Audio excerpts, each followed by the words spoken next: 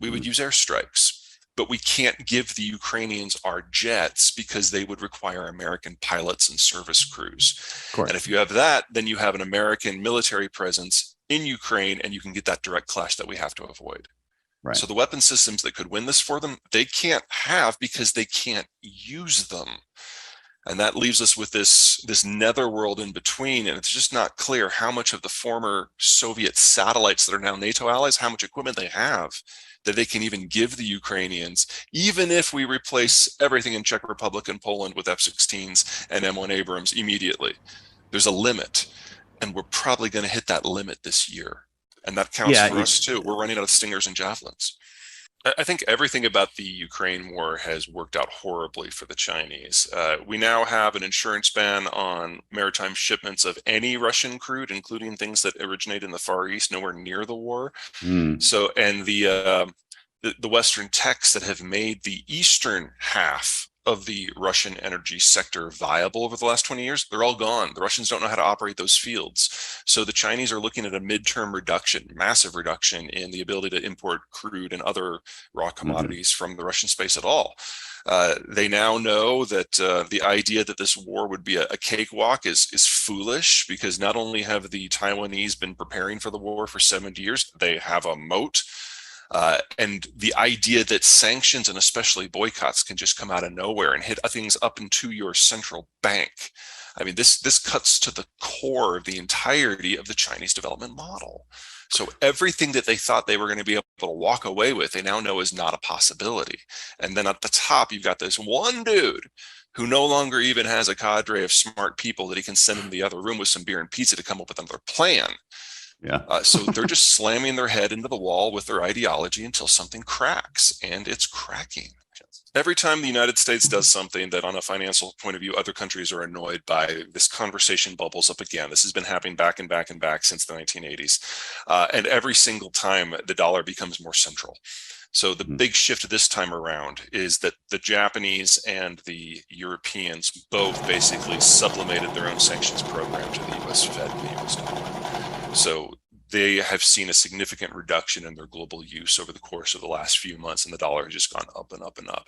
The only currency swap trades that we have that are of any substance, and there's still less than 2% of the value of trade, is between Russia and China direct. But again, the Chinese don't want rubles and the Russians don't want yuan.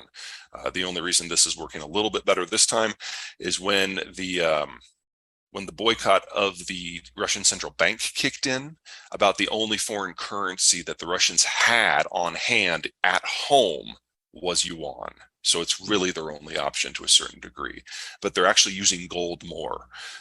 Yeah. They're flying planes of gold to pay for imports right now. The problem has always been scale. Most countries in most parts of the world for most of history are very easy to disrupt. They don't have secure borders. They don't have everything they need within their own borders. So they can try to make incremental progress in this, that, or the other thing. But whenever there's a war or a boycott or a famine, it all falls apart. What the US fundamentally changed was, because the North American continent has been secure for us for 150 years, we never had to worry about those resets.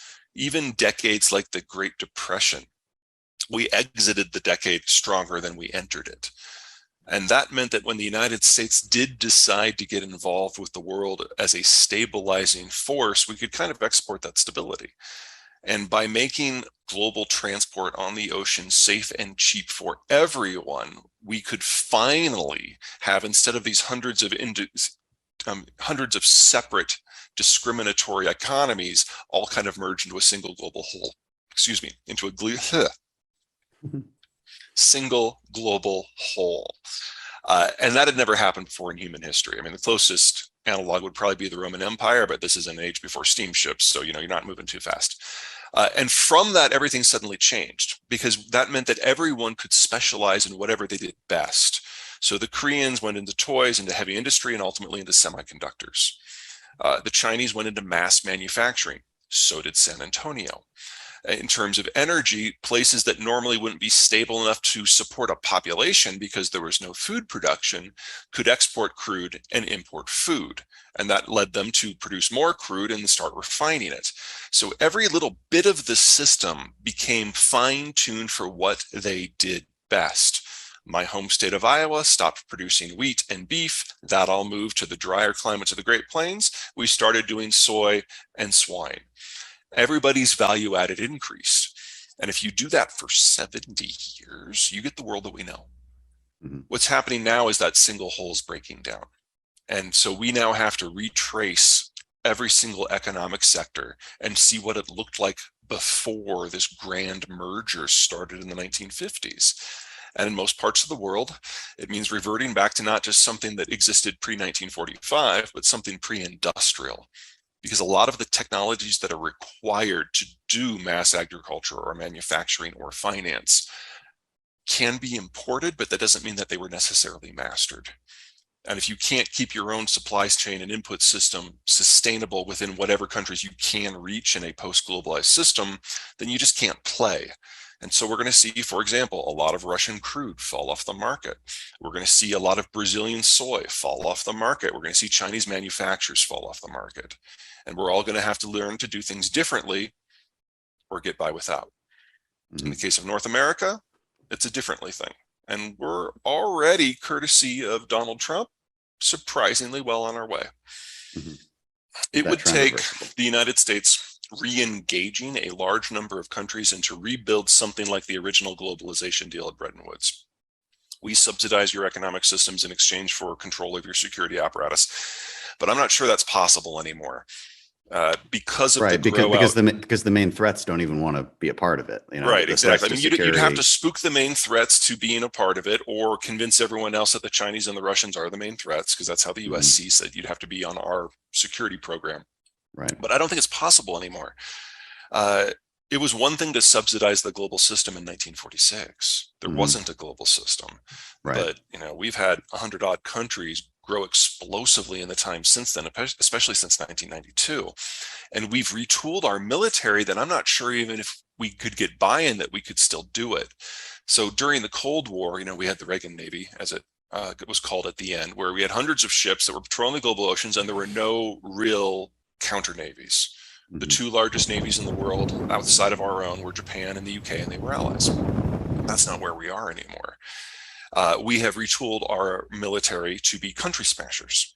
Mm-hmm. So we just floated the Ford. That's the most powerful military platform we've ever had. All by itself, it can take on any but 7 of the world's largest air forces. That's if you're fighting fair, and the Navy does not fight fair. Carriers move. That's the idea. You choose when the fight happens.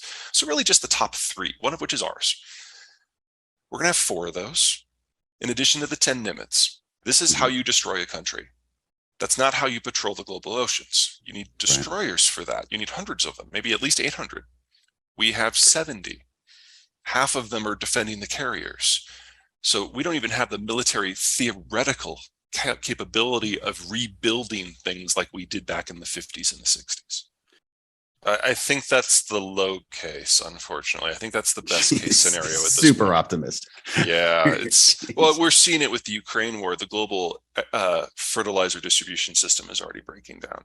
So in the United States, we've already had substantial crop switching away from food crops into things like hay. And in the rest of the world, they're just using less fertilizer. So we won't have a good idea for just how big the global shortage is going to be until probably the second week of September. That's when we usually get our first big estimates for most of the Northern Hemisphere's planting. And that's just the start of this, because it takes 3 years to rebuild a nitrogen or a